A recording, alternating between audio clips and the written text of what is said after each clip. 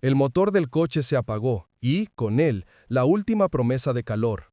El recuerdo es frío, metálico y lleno de gravilla. Mis padres creyeron que aquel camino de tierra era el final de su problema. La mentira sobre que volverían pronto resonó, frágil, contra los muros derruidos de lo que era una granja esquelética a la que bautizaron acertadamente como el olvido. Para ellos yo era una carga, y aquel caserón, a kilómetros de cualquier alma viviente, era el escondite perfecto para su secreto. Creyeron que la desolación era mi única compañía. Lo que ignoraban, en su prisa egoísta por desaparecer, es que la desolación tiene una memoria terrible. Y este lugar no estaba, y nunca estuvo, vacío. El abandono fue solo la mitad de su error. La otra mitad fue la ignorancia. No investigaron, no preguntaron a quién pertenecía realmente el suelo bajo sus pies. No sabían que, al dejarme allí, no me estaban abandonando a la intemperie, me estaban entregando. La dueña real de esta finca no era una entidad legal, era una presencia fusionada con la propia estructura de la casa, con un dolor tan antiguo como sus ladrillos rojizos. Yo era una niña pequeña, pero la verdad se me reveló con la frialdad de la piedra. Mis padres me habían atado a algo infinitamente más peligroso que la soledad. Me entregaron a una dueña con un poder insospechado sobre esta tierra y con planes que se extendían mucho más allá de mi simple supervivencia. Ahora, en la penumbra de este nuevo hogar, soy una pieza en un juego que comenzó mucho antes de mi nacimiento. Solo me pregunto cuánto tardarán en darse cuenta de que, al intentar librarse de mí, me ligaron a la venganza de lo que verdaderamente habita el olvido. Soy Adela Navarro Ríos, de 20 años. La penumbra de la finca El Olvido ya no me asusta. Se ha convertido en la única iluminación que conozco. Desde esta ventana astillada, donde la hiedra se aferra a la piedra como una enfermedad persistente, puedo ver el camino de las nieblas. Esa serpiente de tierra fangosa que fue la línea divisoria entre mi vida anterior y esta terrible verdad. Es primavera de 2020. Hace ya 14 años que el motor de aquel Seat Toledo clásico se ahogó en el silencio, dejándome varada. La memoria es implacable, nítida, casi olfativa. El olor a tierra mojada, a gasolina barata y a miedo. Ese día era otoño de 2006. Mi madre, Carmen Soria Guzmán, de 42 años, se había esforzado en mantener la compostura, aunque sus labios finos temblaban bajo el carmín. Ella estaba obsesionada con la imagen de perfección que debíamos proyectar en Villanueva del Sol, la ciudad de casas idílicas y piscinas donde los secretos se guardan bajo llave. Yo era el secreto, la mancha que no encajaba en su lienzo burgués. Mi padre, Ricardo Soria Guzmán, de 45 años, calvo y nervioso, fue quien pronunció la promesa rota. Me arrodilló junto al montón de sacos de patatas viejas que apilaban en la fachada derruida de la finca. Volveremos pronto, Adela. Solo unos días. Su voz era un hilo fino de cobardía, tratando de sonar convincente mientras sus ojos ya estaban fijos en la dirección opuesta, hacia la carretera principal. Vi la prisa en sus gestos, la facilidad con la que se deshacían de mí. No me estaban dejando con una niñera ni en un internado. Me estaban dejando en un esqueleto de ladrillo y silencio, en un lugar que gritaba abandono. El sonido del coche marchándose, el motor girando con dificultad en el barro del camino de las nieblas antes de acelerar sin mirar atrás, fue el sonido más frío que he escuchado jamás. Me quedé sola. Tenía 6 años, pero no era estúpida. Sabía que pronto significaba nunca. La finca El Olvido no era una granja normal, era un mausoleo. La tierra rojiza que la rodeaba no era fértil, sino que parecía teñida de alguna antigua pena. Y a pesar de que cada ventana era una cuenca vacía y cada puerta estaba desencajada, no me sentía sola. Al contrario, fue el reconocimiento del silencio. El silencio opresivo del lugar no era vacío, era denso, vigilante. Me arrastré hasta el interior, donde la luz del atardecer solo alcanzaba a iluminar polvo y telarañas. Y allí, en la cocina que olía a moho y a lejía antigua, la encontré. No puedo dar una edad exacta a doña Elvira Valdés de Castro. Podría aparentar 70, pero había una intemporalidad en ella, una severidad que venía de mucho más atrás. Estaba vestida de luto, con encajes negros y una mirada inmutable, profunda, que parecía absorber la poca luz que entraba. Su rostro, inmaculadamente pálido, no mostró sorpresa.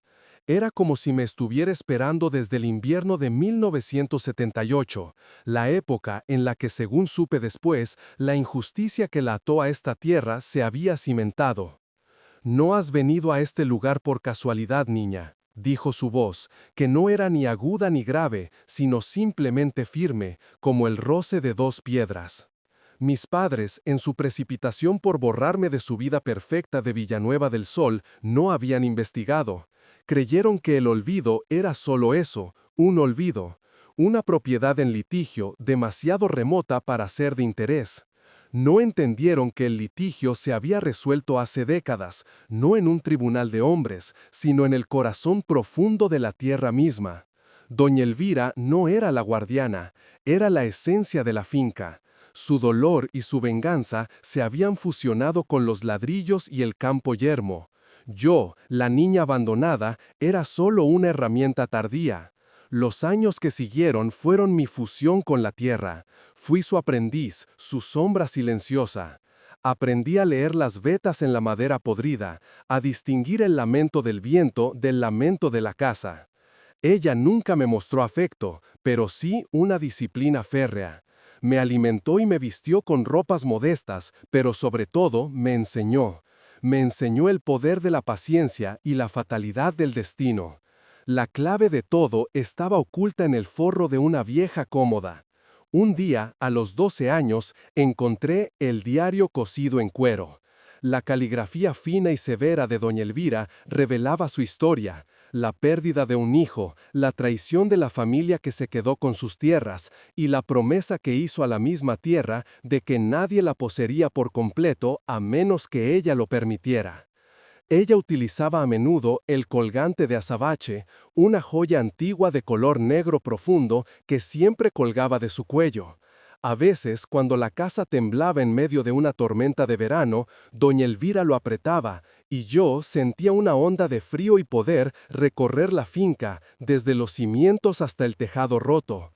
Era su conexión, su amplificador. Yo lo veía. No era magia barata, era la voluntad humana convertida en fuerza telúrica. Ahora, en este presente primavera 2020, entiendo mi papel. Ya no soy Adela, la niña asustada. Soy la pupila de Elvira, la heredera forzosa de un dolor que me ha hecho fuerte. Una noche, la luna se filtraba de forma violenta a través de la ventana principal del salón, iluminando el retrato descolorido de un niño que se parecía remotamente a doña Elvira en su juventud. Ella estaba sentada frente a mí, con las manos cruzadas sobre su regazo. Había un silencio denso, incluso para los estándares del olvido. Este fue el momento clímax, la inevitable realización.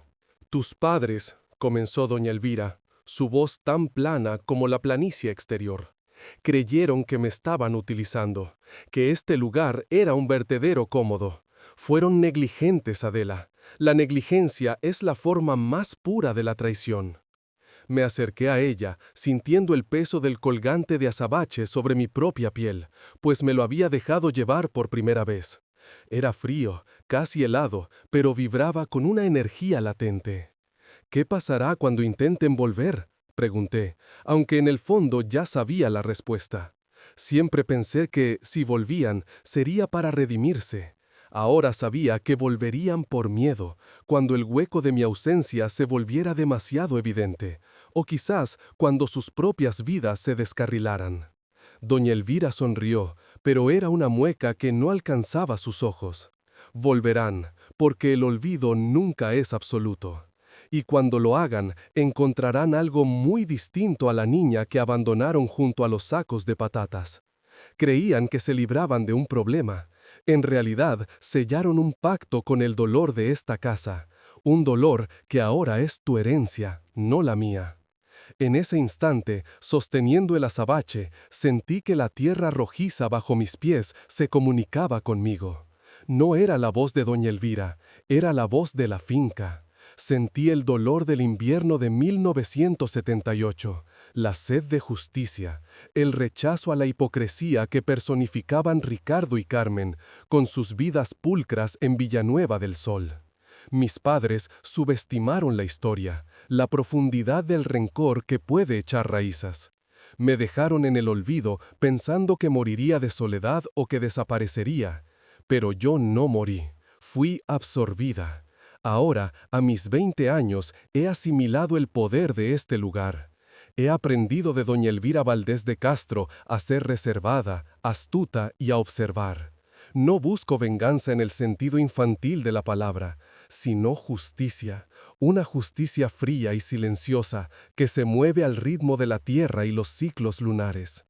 Ellos, Ricardo y Carmen, no se dieron cuenta de que, al intentar deshacerse de un secreto, me entregaron a una dueña espectral, con planes que superaban con creces su propia mezquina existencia. Ya no soy Adela la abandonada. Soy Adela Navarro Ríos, la pieza crucial que ahora controla el juego. Y cuando el coche vuelva a rugir por el camino de las nieblas, solo encontrarán el peligro que ellos mismos tejieron hace tantos años. La finca El Olvido es mi cárcel, sí, pero también es mi fortaleza. Y al fin y al cabo, si tuviera que elegir entre la hipocresía solar de Villanueva del Sol y la verdad sombría de esta granja, elijo la verdad. Es infinitamente más peligrosa, sí, pero infinitamente más real, y ahora completamente mía. El azabache en mi cuello es pesado y constante. Puedo esperar. El tiempo, aquí, juega a favor de la tierra y de aquellos que se fusionan con su silencio. La luna de primavera de 2020 baña la piedra astillada de la finca El Olvido con una luz fría y escéptica. Este silencio no es mi enemigo, sino mi cómplice. Elvira me enseñó eso. El verdadero poder reside en lo que no se dice, en lo que simplemente es. El abandono que sufrí en aquel otoño de 2006 fue solo la mecha. La pólvora fue la historia enterrada de esta tierra. El diario cosido en cuero era la llave. No lo leí, lo absorbí. La caligrafía de Elvira, tensa y precisa como un cable de acero, relataba una injusticia que superaba lo meramente financiero.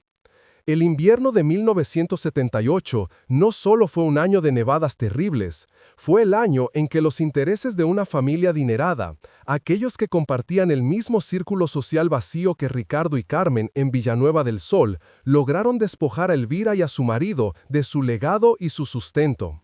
Pero no solo eso.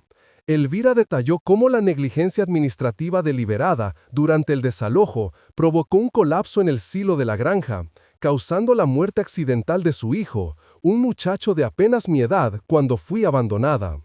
La finca El Olvido no era para ella un simple trozo de propiedad, era el sepulcro de su linaje y la prueba viviente de la maldad humana revestida de legalidad. Tras la tragedia, Elvira no huyó, se quedó, se fusionó, se convirtió en la presencia que mis padres, cegados por la prisa y la culpa, ignoraron. Ella no buscaba riqueza, sino un equilibrio cósmico de dolor. Buscaba a alguien a quien moldear, alguien que entendiera que el olvido nunca es una solución, solo una postergación de la verdad. Mi formación no fue como la de una hija, fue como la de una sacerdotisa de la fatalidad. Elvira nunca me dio un abrazo ni una palabra de afecto, pero me dio algo mucho más valioso, la verdad sin adornos. Me enseñó a cultivar la paciencia de la tierra. Si esperas lo suficiente, Adela, me decía con esa mirada inmutarie, fija en un punto más allá del horizonte, verás cómo hasta las estructuras más sólidas se rinden a la erosión. El tiempo es el arma de los justos. Aprendí a caminar descalza sobre la tierra rojiza para sentir su temperatura, su pulso. El colgante de azabache, que ahora reposa pesado sobre mi pecho, no es un amuleto, sino un resonador. Cuando Elvira me enseñó a concentrarme, sentí la pulsación fría y antigua de la finca. Era como si la rabia acumulada de décadas fluyera por la piedra, recordándome que el dolor puede ser una fuente de energía inagotable. Ella me instruyó en la historia de la familia que la despojó. Me hizo memorizar nombres, fechas y, lo más importante, las conexiones actuales. Fue entonces cuando el pánico se instaló en Ricardo y Carmen. Elvira había estado observando a mis padres desde mi llegada. No activamente, sino a través de esa red de información invisible que solo la gente que ha estado en el fondo del pozo logra tejer. El primer síntoma de que su vida en Villanueva del Sol se resquebrajaba llegó en forma de una carta perdida que interceptó Elvira. No era para mí, por supuesto, sino una misiva anónima dirigida a Carmen, haciendo vagas pero precisas referencias a la niña de la finca. Carmen, tan obsesionada con la perfección social, no podía soportar el escrutinio. Su vida, construida sobre la mentira de mi inexistencia, empezó a desmoronarse. Las murmuraciones en el club de golf, las miradas tensas en las cenas. El castigo de Elvira no era físico, sino sistémico. Hacer que el miedo y la vergüenza roen su pulcra existencia hasta obligarlos a volver. A lo largo de los años, Ricardo había intentado justificar su acto, incluso ante su propia conciencia cobarde, diciendo que me había dejado en un lugar seguro. Pero la verdad era que la culpa la había carcomido las finanzas. Sus negocios en la ciudad se volvieron erráticos, sus decisiones impulsivas. Estaba pagando un peaje invisible. Yo, Adela, observaba todo esto a través de los recortes de periódicos locales que Elvira conseguía, nadie se preguntaba cómo, y las cartas que quemábamos ritualmente en la chimenea. El momento que marcó el punto de no retorno, la inevitable realización que Elvira había predicho, ocurrió hace apenas una semana. Elvira, de pie, junto a la ventana donde la hiedra se había convertido casi en una celosía, sintió la vibración antes de oír el motor. «Vienen», dijo, sin dejar de mirar al camino de las nieblas. Su voz era tranquila, sin el menor atisbo de triunfo, solo de cumplimiento. Sabía que no venían a redimirse, venían a controlar el daño, a asegurarse de que yo, su secreto, no les arruinara lo poco que les quedaba.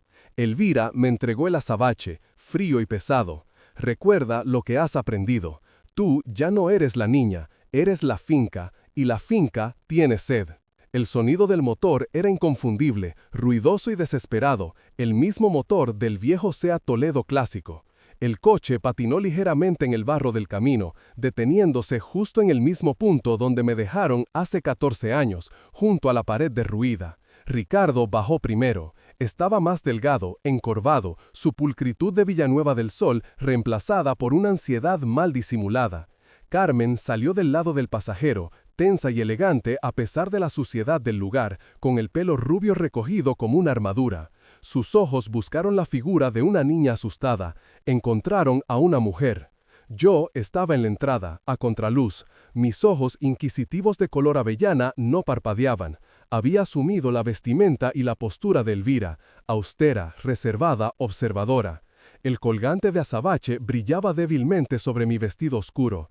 Adela, la voz de Ricardo era un susurro roto, una mezcla de alivio y terror. Carmen no habló, solo me analizó con esa expresión tensa, buscando la debilidad. «Ya no vuelven tarde», dije, y mi voz sonó más profunda, más adulta de lo que recordaban, resonando con el eco cavernoso de la casa. Era la voz de una persona que había estado escuchando el silencio durante demasiado tiempo. Aquí se dio el momento clímax. Carmen dio un paso adelante, intentando forzar la familiaridad, la vieja promesa vacía. «Hija, hemos vuelto, hay que irse de este lugar horrible». ¿Horrible? Una sonrisa sombría se dibujó en mis labios. Elvira me había enseñado a diseccionar la hipocresía.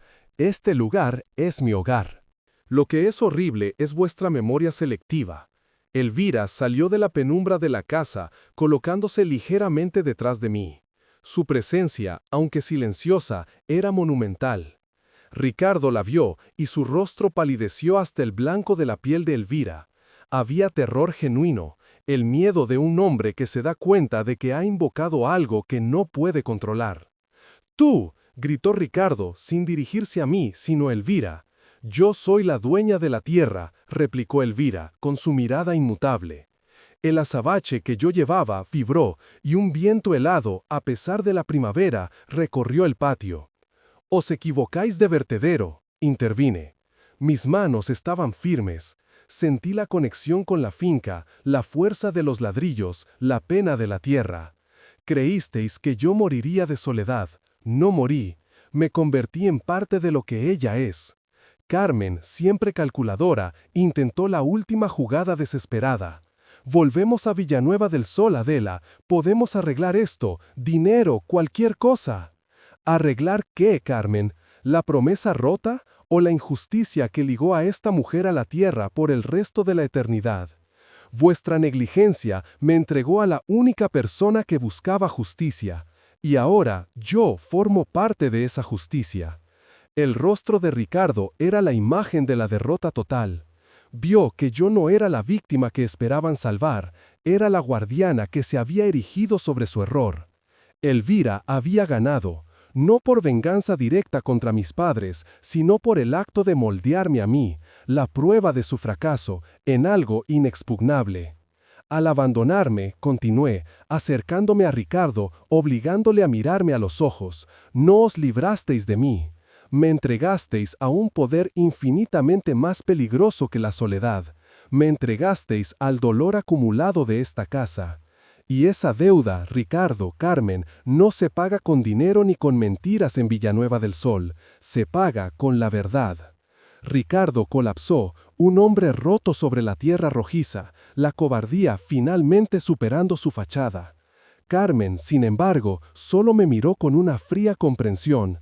Ella había entendido la magnitud del error, no solo el abandono, sino la elección del lugar. El coche estaba quieto. El motor ya no era un sonido de huida, sino el presagio de su aprisionamiento.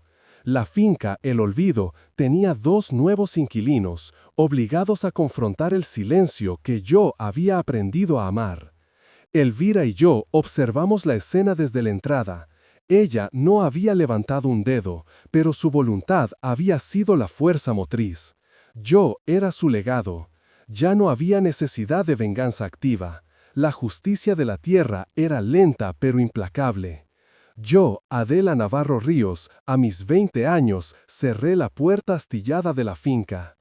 El silencio volvió, denso y satisfecho. El azabache frío en mi cuello era la prueba de que el juego había terminado.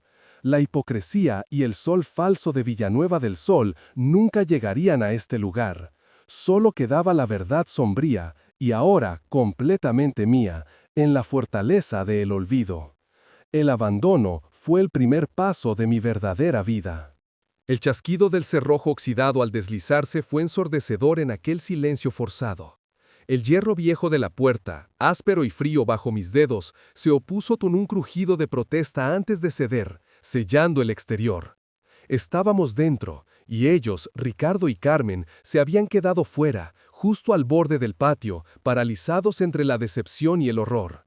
Era la primera vez que entendían que la puerta no se había cerrado para protegerme del mundo, sino para proteger al mundo de lo que yo me había convertido. Me giré, sintiendo la suave presión de la presencia de Elvira a mi espalda. Ella no necesitaba palabras.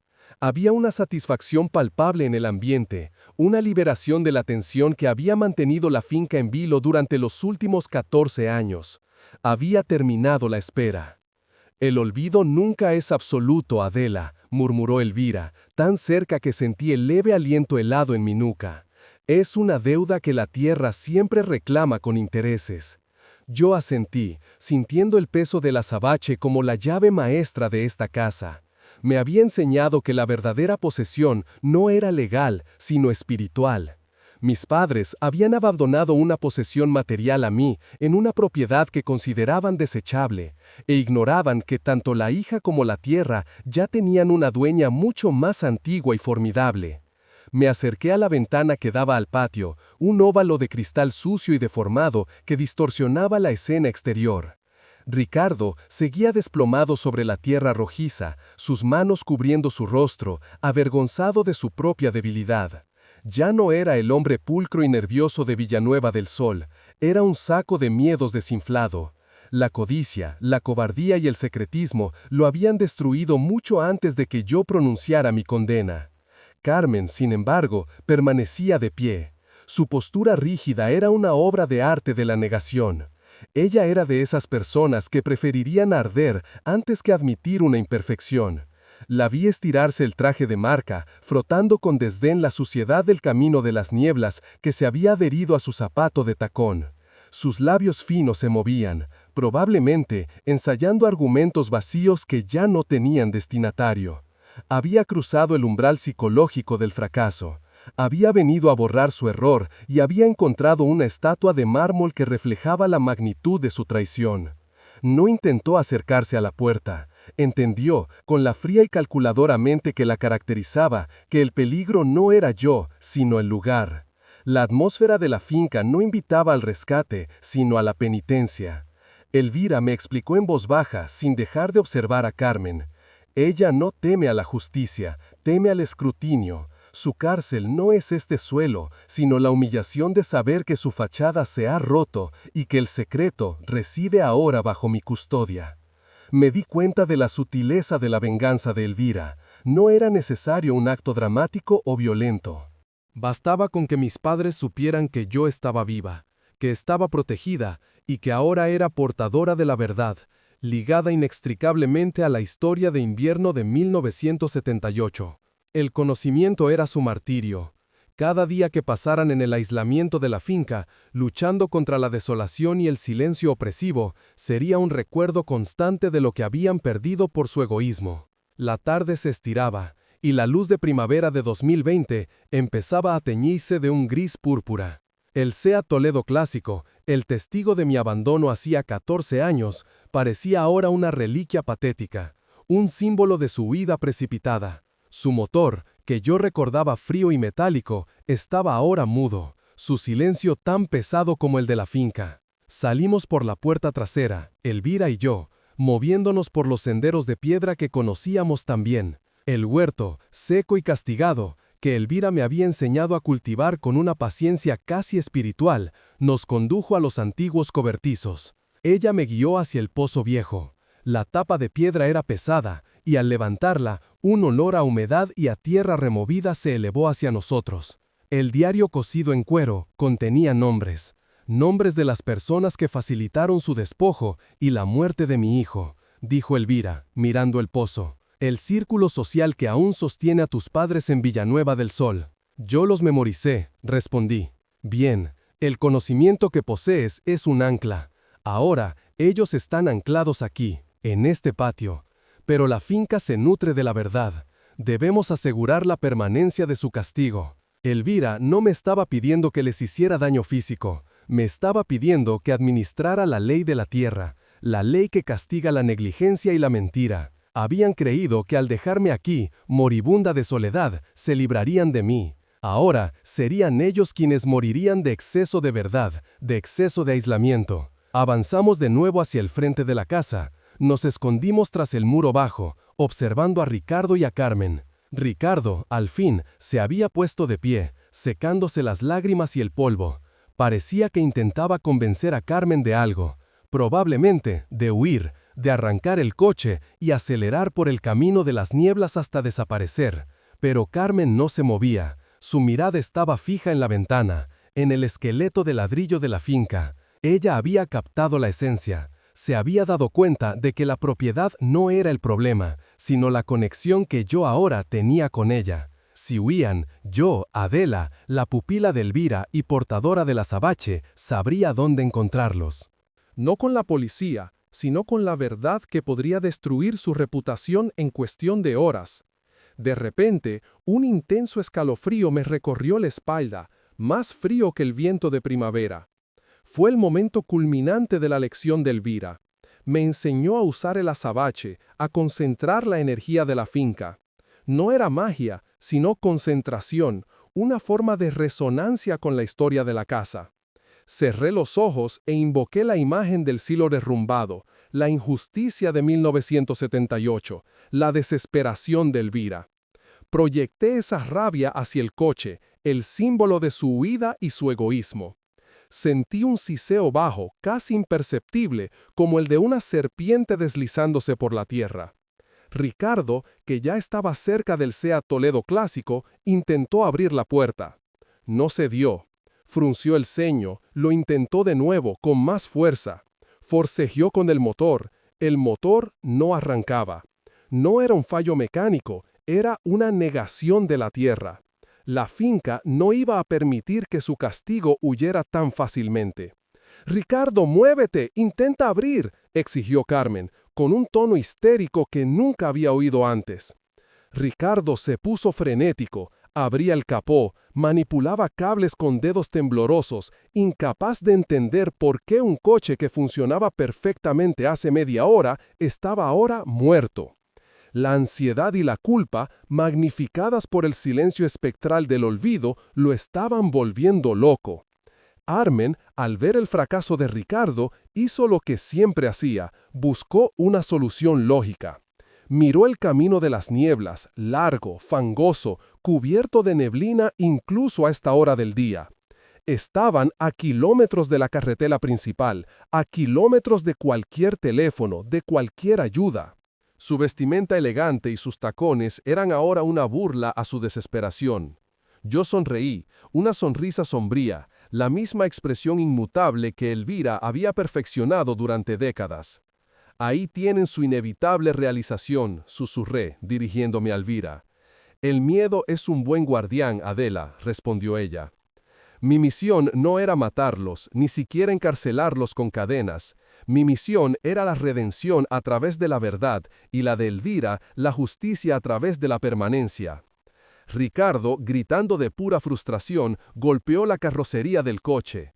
Carmen se alejó de él, incapaz de tolerar tal muestra de debilidad. Se sentó en el escalón de la puerta, exhausta, mirando las estrellas que comenzaban a aparecer sobre el vasto cielo del campo.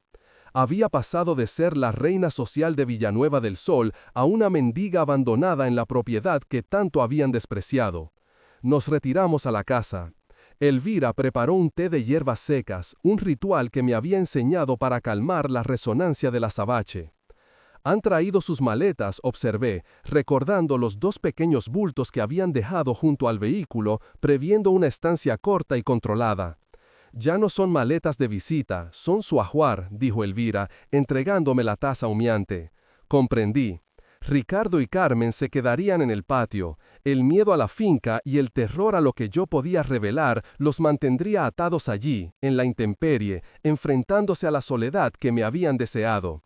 Se convertirían en la prueba viviente de que, al intentar desechar a su hija, se habían ligado a algo infinitamente más peligroso que la soledad. Se habían ligado a la historia de la finca y a la voluntad de su dueña. Mi vida, Adela Navarro Ríos, había pasado de ser un secreto vergonzoso a convertirse en la verdad inmutable que atormentaría a mis progenitores. Ya no era la niña que anhelaba una promesa rota, era la guardiana del olvido.